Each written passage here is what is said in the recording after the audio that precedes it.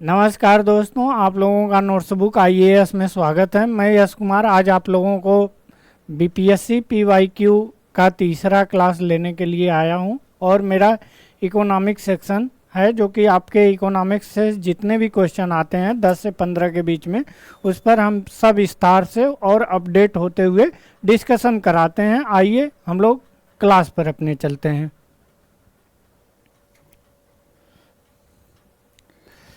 सबसे पहला क्वेश्चन आपका है, हिंदू वृद्धि दर किससे संबंधित है। हम लोग ऑप्शन देख लेते हैं और फिर ऑप्शन के बाद हम लोग यह चर्चा करेंगे कि हिंदू वृद्धि दर होता क्या है, इसका कंसेप्ट कब आया और कौन इसके सूत्रधार थे और इसे हिंदू ही वृद्धि दर क्यों कहा जाता है। पहला आपका ऑप्शन है मुद्रा और बी आपका ऑप्शन है जीडीपी यानी ग्रॉस डोमेस्टिक प्रोडक्ट, जिसे सकल घरेलू उत्पाद के रूप में जाना जाता है। और वहीं सी आपका ऑप्शन है जनसंख्या और डी आपका ऑप्शन है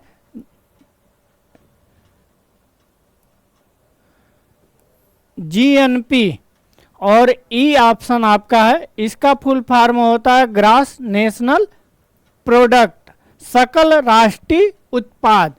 फिर ई आपका ऑप्शन है उपर्युक्त में से कोई नहीं, आब्लिक उपर्युक्त में से एक से अधिक। तो हम लोग सबसे पहले बात करेंगे और उसी के आधार पर आप लोग खुद मेरे डिस्कशन को देखेंगे तो आप लोगों को आभास हो जाएगा कि यह किस चीज पर आधारित है। हिंदू वृद्धि दर की बात की जाए तो यह जो देने वाले कंसेप्ट थे यह प्रोफेसर राजकृष्णा थे।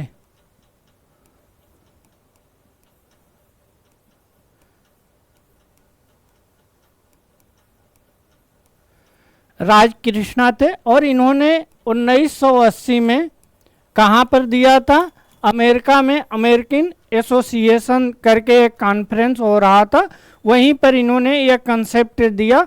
और ऐसा कहीं से नहीं है कि यह हिंदू लिखा है तो हिंदुओं का ही सिर्फ समृद्धि या तो वृद्धि ग्रोथ के बारे में कहा गया है।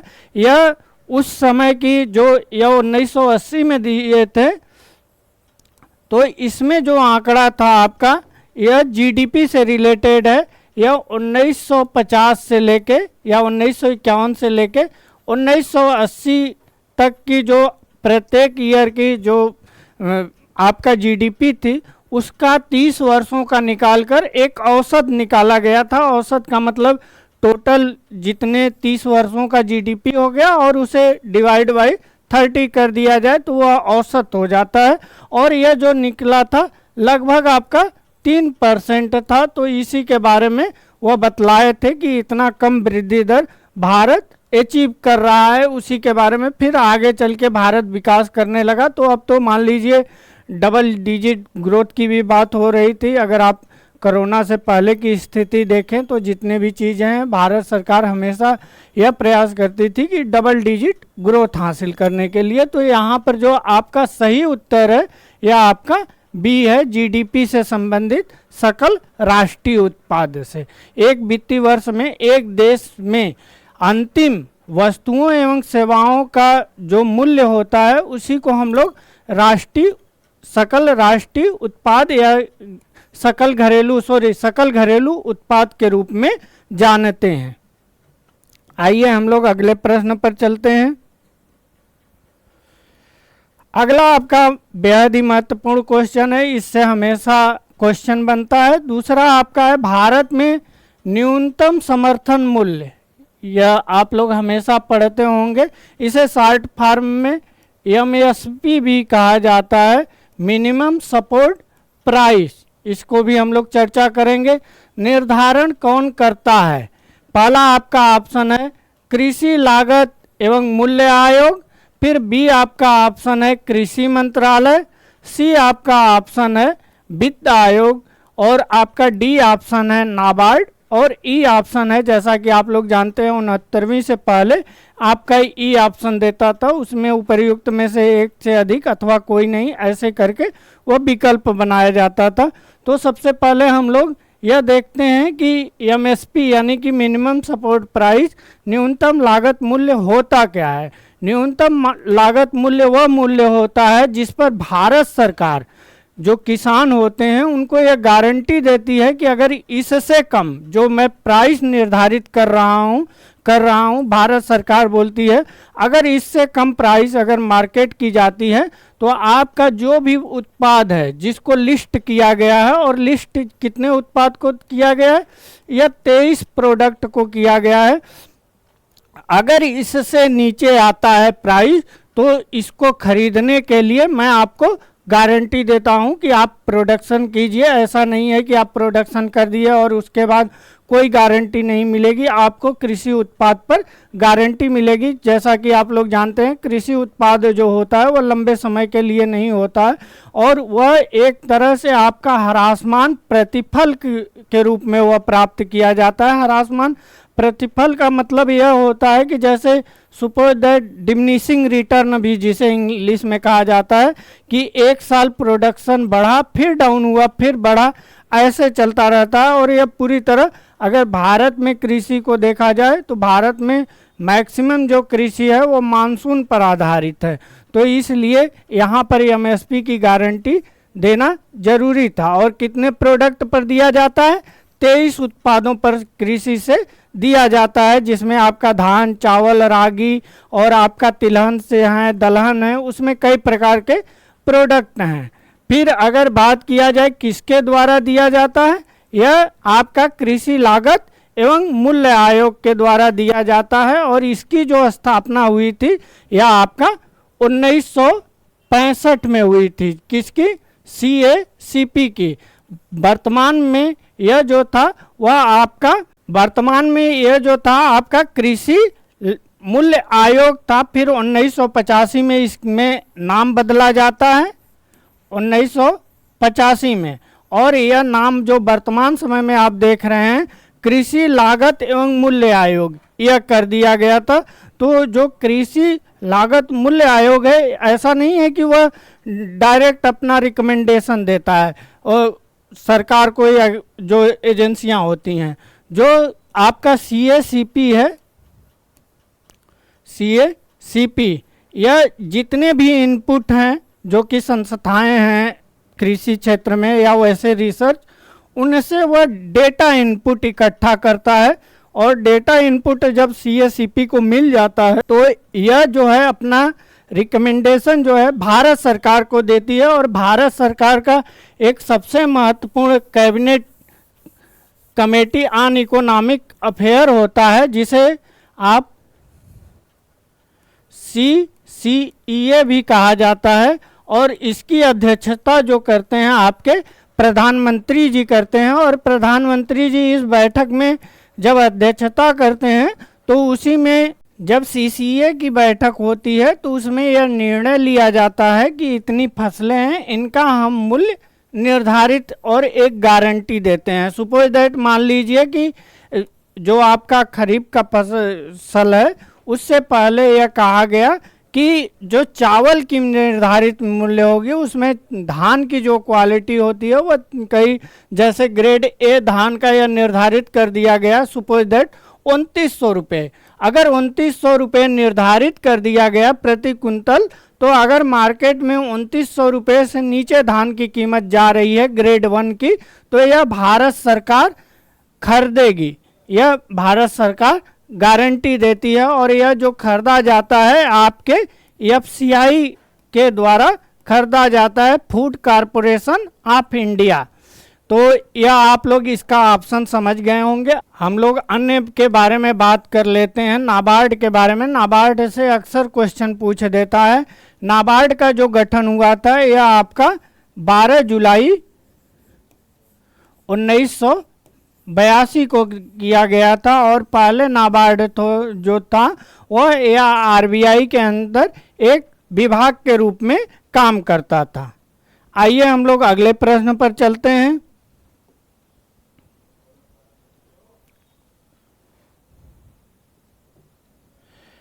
निम्नलिखित में भारत का कौन सा औद्योगिक गलियारा है जो जापान के सहयोग से विकसित किया जा रहा है। जितने भी इंडस्ट्रियल कॉरिडोर हैं उसके बारे में अक्सर प्रश्न पूछ देता है कि कितने राज्यों से गुजर रहा है, इसमें सहयोग कौन सा देश कर रहा है, और तमाम तरह के वैसे फैक्ट पूछे जाते हैं। क्योंकि जब भी कोई औद्योगिक गलियारा बनता है तो उसके तहत कई सारे आर्थिक गतिविधियां भी उस जो रूट होता है उसके इर्द गिर्द विकसित होती हैं। तो इसी संदर्भ में है औद्योगिक आर्थिक गलियारा जो है जापान के सहयोग से विकसित किया जा रहा है, वह आपका सी ऑप्शन इसमें जो है सही है। हम लोग इसके बारे में दिल्ली मुंबई औद्योगिक जो गलियारा है इसका जापान के सरकार के द्वारा यह एग्रीमेंट हुआ था, और यह एग्रीमेंट जो हुआ था यह आपका 2006 में हुआ था, और यह 90 बिलियन डॉलर का जो सहयोग था यह था। और इसमें जो इन्वेस्टमेंट की जो बात कही गई थी वह आपका जो भारत सरकार है इसके द्वारा, और जो जापान की सरकार है उसके द्वारा, और जो फर्में जो इसमें जिनका हित शेयर होल्डर इसमें थी, मतलब जिनका हित इसमें जुड़ा था वह भी इसमें थी। और यह जो औद्योगिक गलियारा है यह आपका 6 राज्यों से होकर गुजरता है। अब हम लोग अगले प्रश्न पर चलेंगे।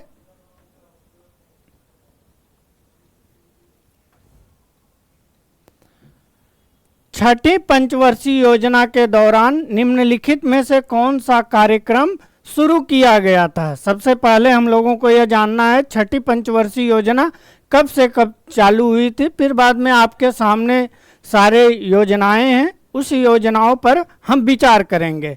सबसे पहले हम लोग यह देख लेते हैं योजना आयोग का गठन कब किया गया था। योजना आयोग की जो स्थापना की गई थी वह 28 मार्च 1950 को की गई थी, और पहला जो लॉन्च हुआ था योजना आपका वह आपका 1 अप्रैल 1951 से लेके आपका 1956 तक था।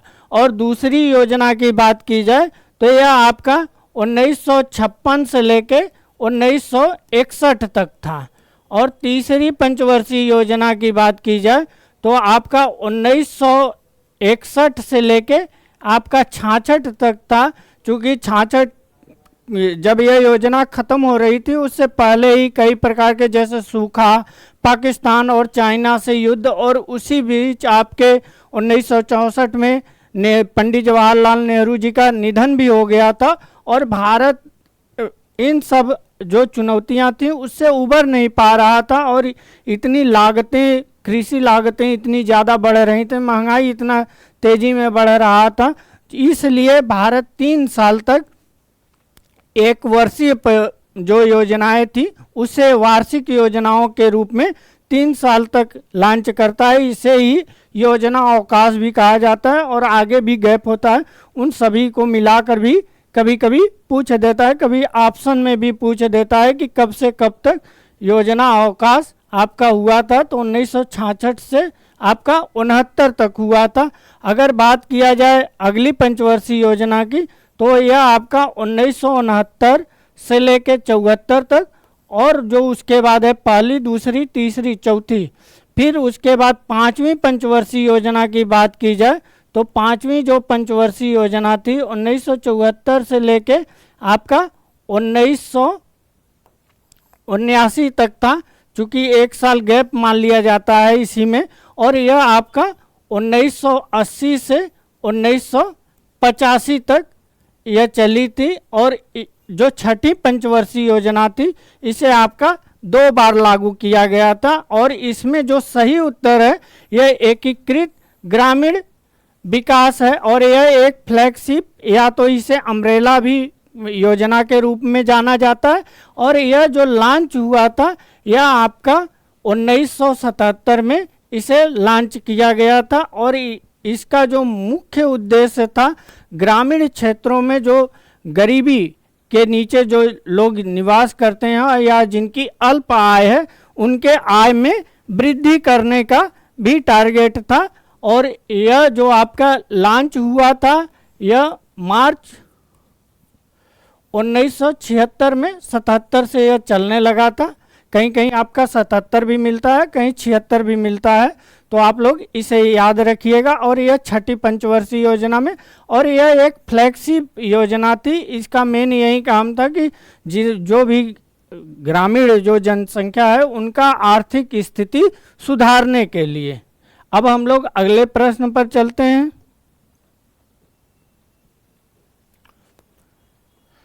अगला प्रश्न आपका है, अगस्त 2019 में भारत के वित्त मंत्रालय ने सार्वजनिक क्षेत्र के बैंकों की तरलता और उधार व्यवस्था को सुधारने के लिए कितना मूलधन करोड़ में डालने की घोषणा की है। जैसे जब भी अर्थव्यवस्था में कई महत्वपूर्ण जो चर होते हैं, कारक होते हैं, जो कि आपके अर्थव्यवस्था को सुचारू रूप से रन कराते हैं, उसमें ही अगर देखा जाए तो बैंकिंग सिस्टम जो है वह बेहद ही महत्वपूर्ण है, क्योंकि यहाँ से क्रेडिट का क्रिएशन होता है। और जब क्रेडिट का क्रिएशन होता है तो लोग जब ऋण लेते हैं तो उनसे उनकी डिमांड बढ़ती है, और इंडस्ट्री जो होती हैं अपने प्रोडक्शन बढ़ाते हैं। जब प्रोडक्शन बढ़ाते हैं तो वहाँ से रोजगार का सृजन होता है, और जब रोजगार का सृजन होता है तो फिर अर्थव्यवस्था बूम की स्थिति में पहुंच जाती है। जब बूम की स्थिति पहुंच जाती है तो वह आर्थिक गतिविधियों के लिए और जो देश है उस देश की समृद्धि में बेहद ही महत्वपूर्ण भूमिका निभाती है। तो उस समय तरलता की बहुत ज़्यादा, जो पब्लिक सेक्टर की बैंकें थी उनको तरलता की कमी हो गई थी।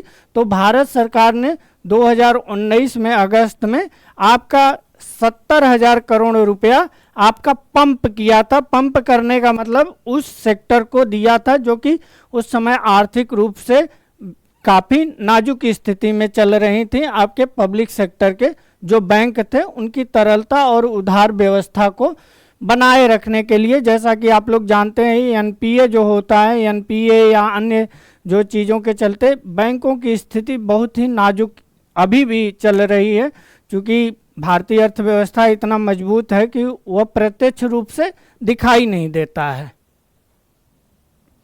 आइए हम लोग अगले प्रश्न पर चलते हैं।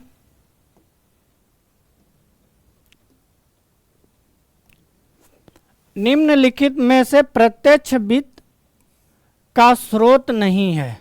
प्रत्यक्ष वित्त का यहाँ पर तात्पर्य है कि जिसमें थर्ड पार्टी न इन्वॉल्व हो, यानी तीसरी पार्टी के रूप में न इन्वॉल्व हो, और व्यक्ति खुद उस संस्था से ऋण ले जो कि जिसके पास वह धन हो, यानी कि बैंक या वह सभी चीज़ें इसमें सम्मिलित नहीं होती हैं। अगर उस आधार पर देखा जाए तो जो ई ऑप्शन है यही आपका सही है।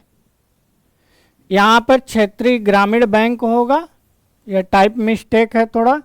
सबसे पहले हम लोग देख लेते हैं नाबार्ड। नाबार्ड की स्थापना जो की गई थी यह 12 जुलाई 1982 में हुई थी। अगर वहीं आरआरबी की बात की जाए तो आरआरबी के जो जनक विश्व में माने जाते हैं, वर्तमान समय में आप लोग जो जानते हैं कि यहाँ बांग्लादेश में अंतरिम सरकार जो चलाई जा रही है और उसके जो हेड हैं वह यूनुस खान है, और यूनुस खान को ही आपका नोबेल शांति का नोबेल पुरस्कार दिया गया था।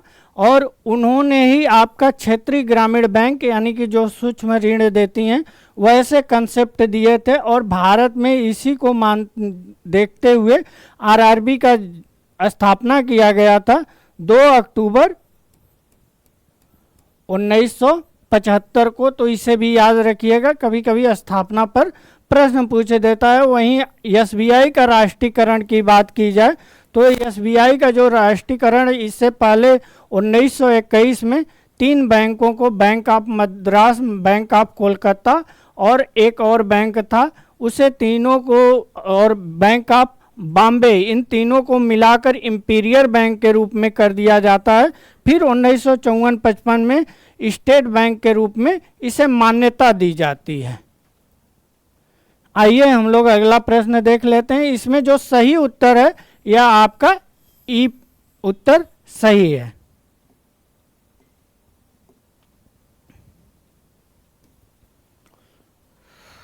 अगला आपका है अंत्योदय कार्यक्रम सर्वप्रथम किस राज्य में लॉन्च किया गया था, शुरू किया गया था। आपके ऑप्शन है बिहार, तमिलनाडु, आंध्र प्रदेश और राजस्थान। तो यह आपके चारों ऑप्शन है और ये ऑप्शन है उपर्युक्त में से एक से अधिक अवलिक कोई नहीं। तो यहाँ पर देखा जाए अंत्योदय योजना की, तो अंत्योदय योजना सबसे पहले जो लॉन्च की गई थी यह आपका राजस्थान में लॉन्च की गई थी। राजस्थान पहला राज्य था जो इसको आपका लॉन्च किया था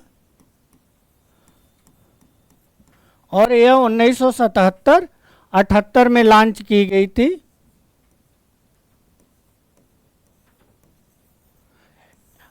और जितनी भी योजनाएं लॉन्च होती हैं वह खासकर विकास और साथ ही साथ गरीबी, इन सब के निपटने के लिए योजनाएं होती हैं।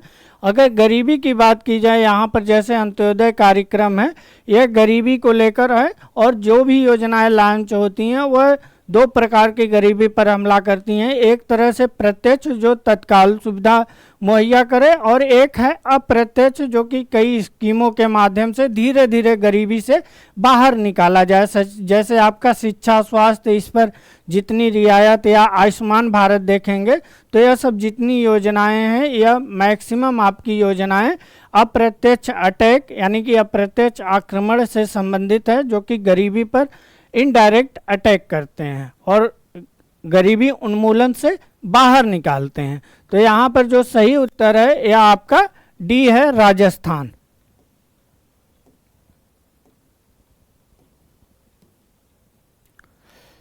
अब हम लोग अगला प्रश्न देख लेते हैं। ईपीसीजी का फुल फॉर्म है। तो आप लोगों के सामने जैसे परीक्षा में बाइलिंगुअल होता है तो ऐसे प्रश्न आए तो उसका इंग्लिश भी आप लोग जरूर देखा कीजिए, क्योंकि इससे आपको एक आइडिया मिल जाएगा और अगर आप पहले के पढ़े हैं तो कोई दिक्कत नहीं होगा। तो यहाँ पर हम लोग देख लेते हैं इसका फुल फॉर्म होता क्या है, हम लोग लिख लेते हैं। यह जो स्कीम लाई गई थी यह 1992 में लाई गई थी और इसका जो फुल फॉर्म है एक्सपोर्ट प्रमोशन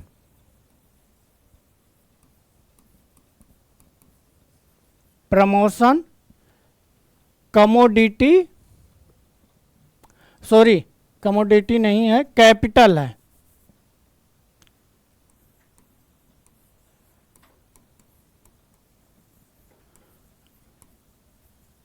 गुड्स।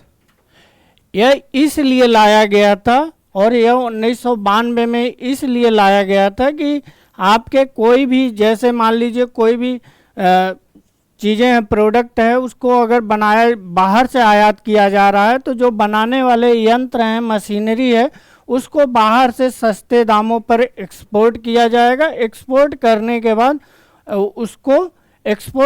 के बाद उस पर रियायत दी जाएगी और रियायत देने के बाद वह फिर बाद में प्रोडक्शन होगा और उस प्रोडक्ट को विदेशों में निर्यात किया जाएगा। तो इस आधार पर अगर इससे हम लोग मिलान करें तो आपका सी ऑप्शन जो है यह सही है, एक्सपोर्ट प्रमोशन कैपिटल गुड्स। आइए हम लोग अगला प्रश्न देख लेते हैं। वर्ष 2017 में मांस एवं मांस से निर्मित वस्तुओं के निर्यात में भारत की हिस्सेदारी कितनी थी। तो यह आपका विदेश व्यापार से संबंधित है।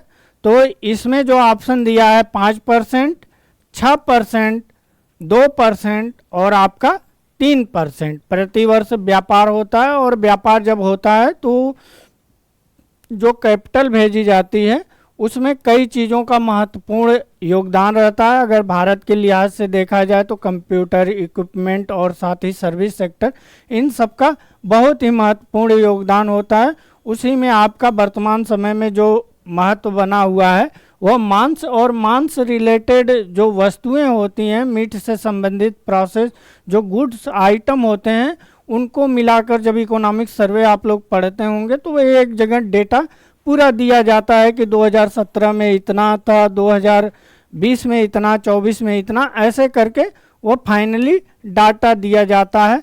तो अगर इस आधार पर देखें तो आपका जो डी ऑप्शन है यही आपका सही है। अगर वर्तमान समय में बात करें तो यह लगभग जो आपका बना हुआ है यह आपका 2.4% के आसपास, दोनों डाटा अलग अलग दिए गए हैं। कुछ है आपका 2% और एक है 2.4%, वहीं 2.45% के आसपास यह बना हुआ है अगर वर्तमान 2023-24 की बात की जाए तब। आइए हम लोग अगले प्रश्न पर चलते हैं।